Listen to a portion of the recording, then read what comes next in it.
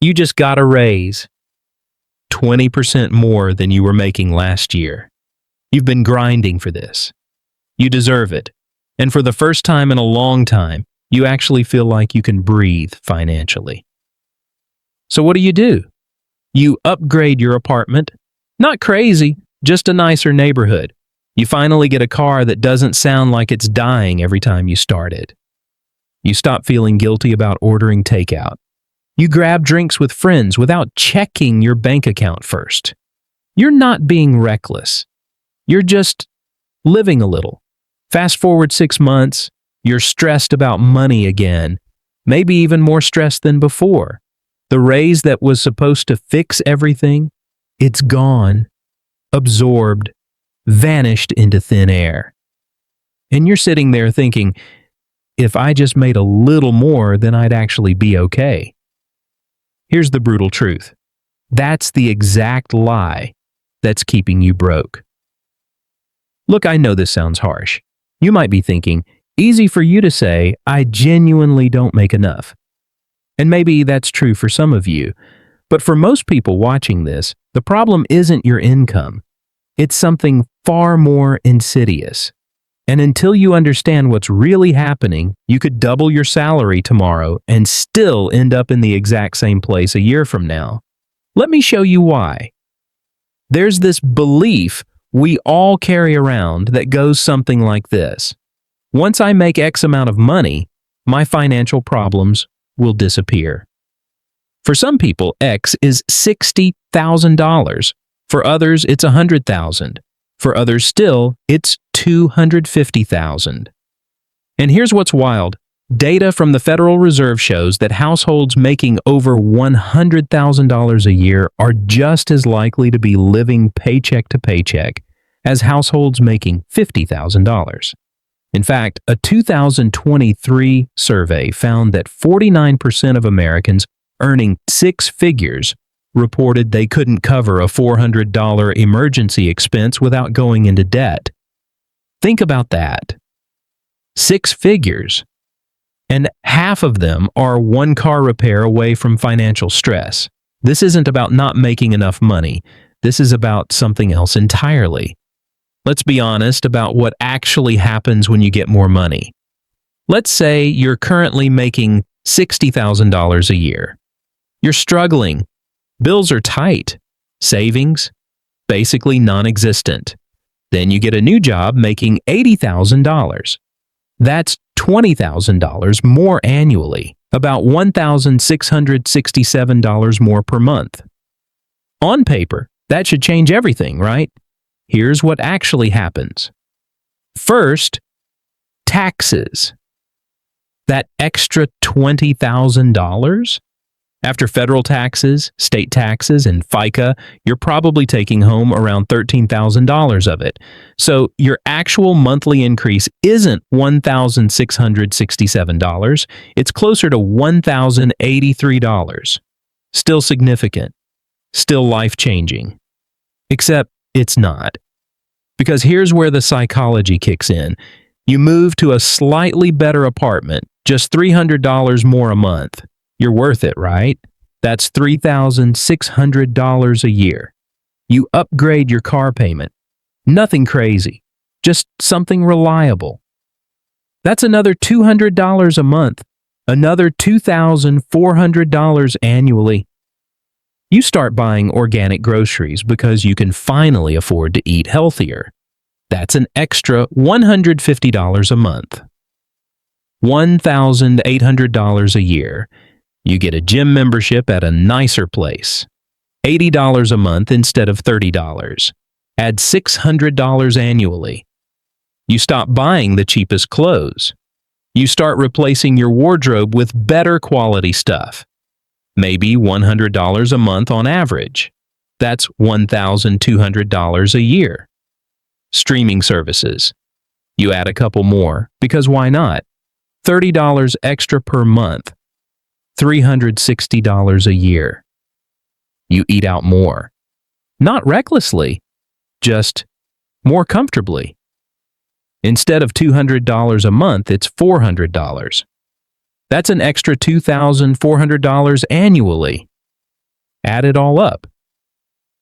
That's $12,360 in new annual expenses. Your raise after taxes.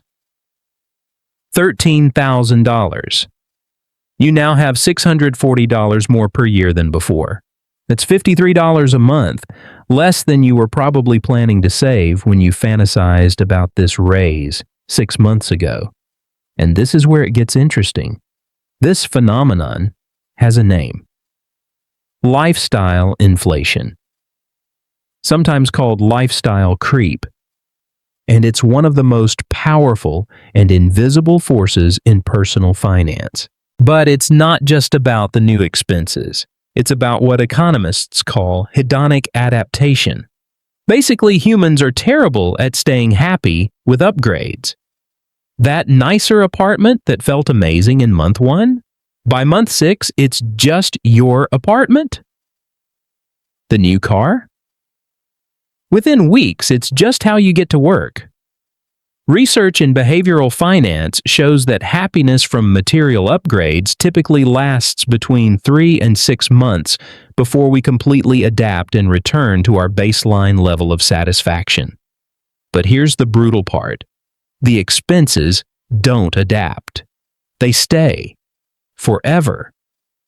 You've just locked yourself into a permanently higher cost of living for a temporary dopamine hit. And there's another layer to this. Social comparison. When you make $60,000, you compare yourself to people making $60,000. Your friends are in similar apartments, driving similar cars, going to similar restaurants.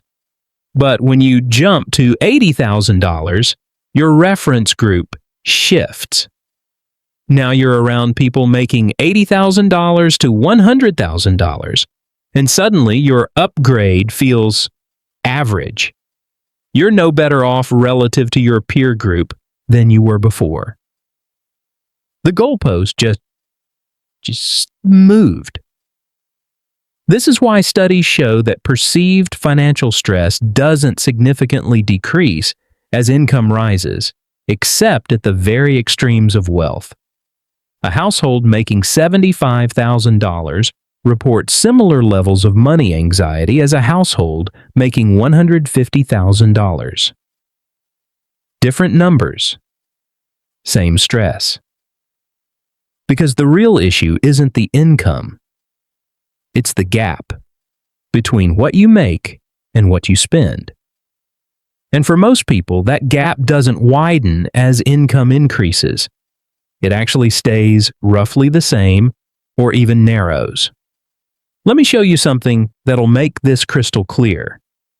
Let's compare two people, Sarah and Mike. Sarah makes $80,000 a year. After taxes and deductions, she takes home about $58,000. Her annual expenses are $52,000. She saves $6,000 a year. Not amazing, but she's building something. Mike makes $120,000 a year. After taxes, he takes home about $84,000. His expenses are $81,000. He saves $3,000 a year. Mike makes 50% more gross income than Sarah, but Sarah is saving twice as much as Mike. Here's what Mike doesn't realize. His higher income came with higher fixed costs. He bought a house instead of renting an apartment. $2,800 a month mortgage instead of $1,400 rent. He drives a luxury SUV instead of a sedan. $700 car payment instead of $300. He lives in a more expensive neighborhood where social pressure to maintain appearances is higher. Dinners out cost more. His friends vacation in Napa instead of camping. These aren't one-time splurges. They're recurring financial commitments that compound month after month, year after year. And here's where the trap really closes. These expenses are sticky. They're psychologically painful to reverse. Economists call this loss aversion. Downgrading feels like losing something, even if that upgrade never made you happier in the first place. Mike can't easily move back to a smaller place without feeling like he failed. He can't trade in his car without admitting he overextended. He's locked in. Sarah, meanwhile, has flexibility. She has breathing room. She has options. This is the difference between income and cash flow. Income is what you make. Cash flow is what you keep. And cash flow is the only number that actually matters. You might be thinking, okay, but I genuinely need more money to cover my basics. And look, I hear you. If you're making $35,000 in a high cost of living city, yes, you have an income problem. This message isn't for you right now. You need to focus on increasing earning power, and that's a different conversation. But if you're making $60,000, $80,000, $100,000 or more, and you still feel broke, that's not an income problem. That's a system problem. Here's what most people don't realize. The solution isn't to make more money.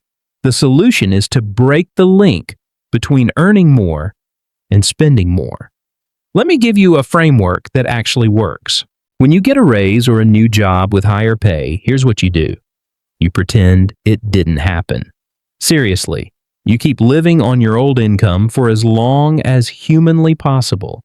Every dollar of that raise goes directly into savings, investments, or debt payoff. Not eventually, immediately, automatically. Let's run the numbers on what this looks like in practice. Say you're making $70,000 and you get bumped to $85,000. That's a $15,000 annual increase. After taxes, around $10,000 more in your pocket per year. About $833 a month. Most people immediately inflate their lifestyle by $833 a month or more, as we've already established. But what if you didn't? What if you automated that $833 into a retirement account or index fund before you even saw it? Here's what happens over 20 years, assuming a conservative 7% annual return. That's $424,000 from one raise that you never touched. One raise. Now imagine you do this with every raise for your entire career, even small ones. Every 3% cost of living adjustment. Every promotion. Every job change. This is how people who don't look rich on paper end up with millions in the bank. They never upgraded their lifestyle to match their income. But here's the thing. This requires a fundamental shift in how you think about money.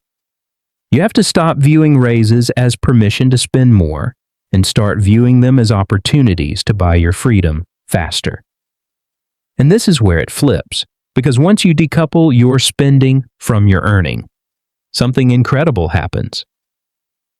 Your financial anxiety starts to drop. Not because you're making more, but because the gap between income and expenses is finally widening. You're building a cushion. You're creating options. Let me be even more specific about what this looks like practically. First, track your spending for 1 month. Not to judge yourself, just to see where the money actually goes. Most people are shocked, not by the big purchases, but by the subscriptions, the DoorDash orders, the small purchases that add up to hundreds or thousands a month. Second, identify your biggest fixed expenses: housing, transportation, debt payments. These three categories typically eat up 60% to 75% of take-home pay for most people. And here's the hard truth. If these are too high relative to your income, no amount of skipping lattes or cutting streaming services will fix it. You have to address the big stuff. Can you refinance? Can you move somewhere cheaper? Can you get rid of a car payment? I know these sound extreme, but living above your means on the big stuff and then stressing about the small stuff is financial insanity. Third, Build an automatic system. The day your paycheck hits, money should automatically route to savings, investments, and debt payoff before you have a chance to think about it. If you rely on willpower to save what's left over at the end of the month, you will fail. There's never anything left over. Parkinson's law applies to spending. Expenses expand to meet available income. Fourth, embrace strategic spending. This doesn't mean deprivation. It means spending intentionally on things that genuinely improve your life and cutting ruthlessly on things that don't. Maybe you love travel and hate fancy cars. Cool. Drive a beater and take incredible trips. Maybe you love cooking and don't care about clothes. Great. Invest in your kitchen and shop secondhand. The key is knowing what actually matters to you instead of defaulting to the lifestyle template society hands you. And fifth, here's the big one. Redefine what wealth means to you.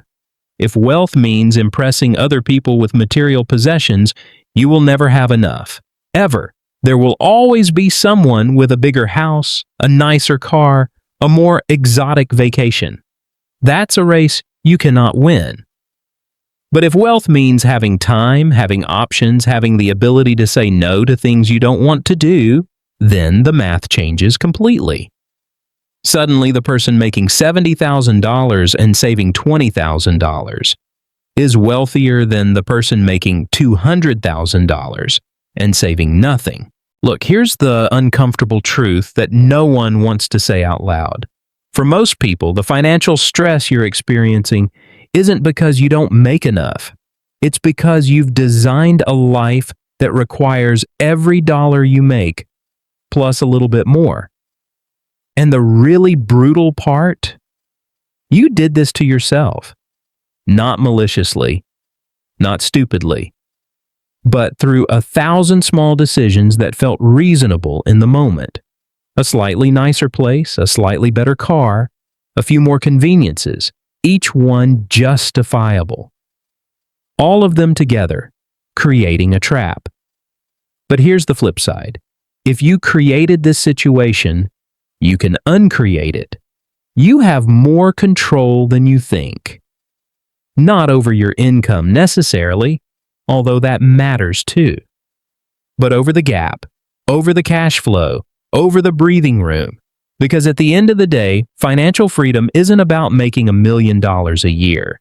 It's about making more than you spend and investing the difference consistently over time. That's it. That's the whole game. You can do that making $60,000 a year. You cannot do that making $250,000 a year if you spend $260,000. So here's what I want you to do after watching this video. Don't just nod along and forget about it in 3 days. Actually do something. Pull up your bank statement right now. Look at the last 3 months. Add up your total income. Add up your total expenses. Calculate the gap. If the gap is negative or close to zero, you know exactly what the problem is. And it's not your salary. Then ask yourself this question.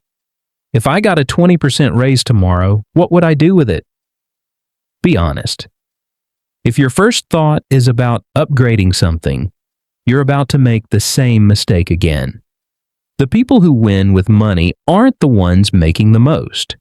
They're the ones who've mastered the gap, who've learned to keep their lifestyle inflation in check while their income grows, who've automated their savings so they never have to rely on discipline, who've built a life they genuinely enjoy that costs less than they make.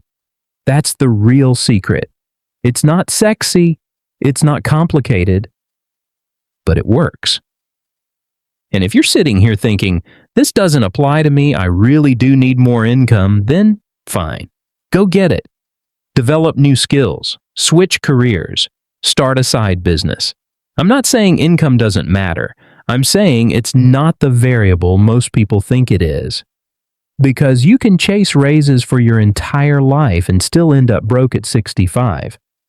Or you can fix the system now, at whatever income you're at, and actually build something. The choice is yours. But stop lying to yourself about what the problem is. Your finances won't get fixed by making more money. They'll get fixed when you finally decide to keep more of what you make.